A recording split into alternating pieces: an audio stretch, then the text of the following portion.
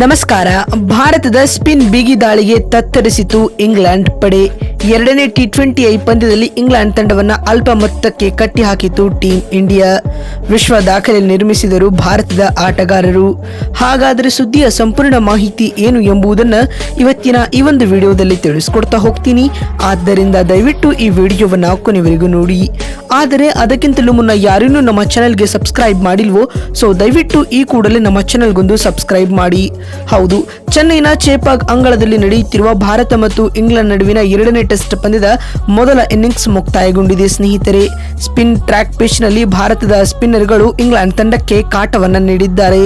ಇದರೊಂದಿಗೆ ಇಂಗ್ಲೆಂಡ್ ತಂಡವು ಇದೀಗ ಮೊದಲ ಇನ್ನಿಂಗ್ಸ್ನಲ್ಲಿ ಕೇವಲ 165 ರನ್ ಕಲೆ ಹಾಕಿ ಭಾರತ ತಂಡಕ್ಕೆ 166 ರನ್ಗಳ ಗೆಲುವಿನ ಗುರಿಯನ್ನ ನೀಡಿದೆ ಸ್ನೇಹಿತರೆ.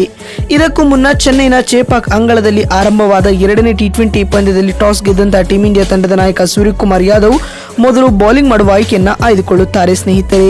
ಅದರಂತೆ ಇನ್ನಿಂಗ್ಸ್ ಆರಂಭಿಸಿದ್ದ ಇಂಗ್ಲೆಂಡ್ ತಂಡಕ್ಕೆ ಮೊದಲ ಓವರ್ನ 4ನೇ ಎಸೆತದಲ್ಲಿ ಅರ್ಶದೀಪ್ ಸಿಂಗ್ ರವರು ಆಘಾತ ನೀಡಿದರು. ಫಿಲ್ ಸ್ಲಾಟ್ ರವರು ಕೇವಲ 4 ರನ್ ಬಾರಿಸಿ ವಾಷಿಂಗ್ಟನ್ ಸುಂದರ್ ಅವರಿಗೆ ಕ್ಯಾಚ್ ನೀಡಿ ನಿರ್ಗಮಿಸಿದರು. ಇದರ ಬೆನ್ನಲ್ಲೇ ಬೆನ್ ಡಕೆಟ್ ಕೂಡ 3 ರನ್ಗಳಿಗೆ ಪೆವಿಲಿಯನ್ ಹಾದಿ ಹಿಡಿದರು ಸ್ನೇಹಿತರೆ.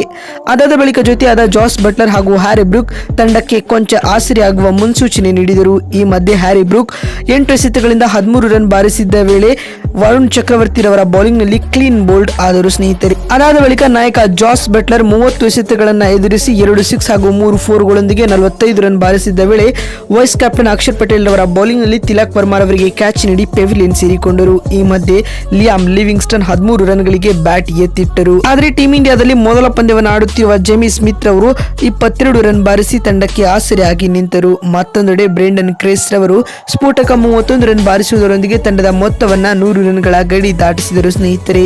ಮತ್ತು ಅಂತಿಮ ಹಂತದಲ್ಲಿ ಆದಿಲ್ ರಶೀದ್ 10 ರನ್ ಬಾರಿಸಿ ತಂಡದ ಮೊತ್ತವನ್ನು 150ರತ್ತ ಕೊಂಡೊಯ್ದರು.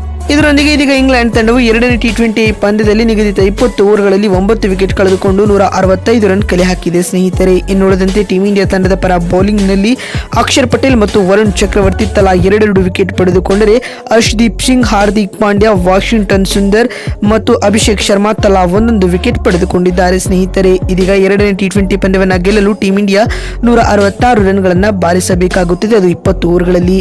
ಸ್ನೇಹಿತರೆ, ನಿಮಗೆ ಅನಿಸುತ್ತದೆ ಭಾರತ ಮತ್ತು ಇಂಗ್ಲೆಂಡ್ ನಡುವಿನ ಎರಡನೇ ಟಿ20 ಪಂದ್ಯವನ್ನ ಟೀಂ ಇಂಡಿಯಾ ಗೆಲ್ಲುತ್ತಾ ಅಥವಾ ಇಲ್ಲವಾ ಎನ್ನುವುದನ್ನು ಎಸ್ ಅಥವಾ ನೋ ಎಂದು ಕಾಮೆಂಟ್ ಮಾಡುವ ಮೂಲಕ ತಪ್ಪದೆ ತಿಳಿಸಿ. ಯಾಕಂದ್ರೆ ನಿಮ್ಮ ಒಂದೊಂದು ಕಾಮೆಂಟ್, ಒಂದೊಂದು ಲೈಕ್ ಕೂಡ ಬಹಳ ಬಹಳ ಮುಖ್ಯ. ವಿಡಿಯೋವನ್ನ ಇಲ್ಲಿವರೆಗೂ ನೋಡಿದ್ದಕ್ಕಾಗಿ ಧನ್ಯವಾದಗಳು. ಮತ್ತೊಂದು ವಿಡಿಯೋದಲ್ಲಿ ಸಿಗ್ತೀನಿ. ಅಲ್ಲಿವರೆಗೂ ನಮಸ್ಕಾರ.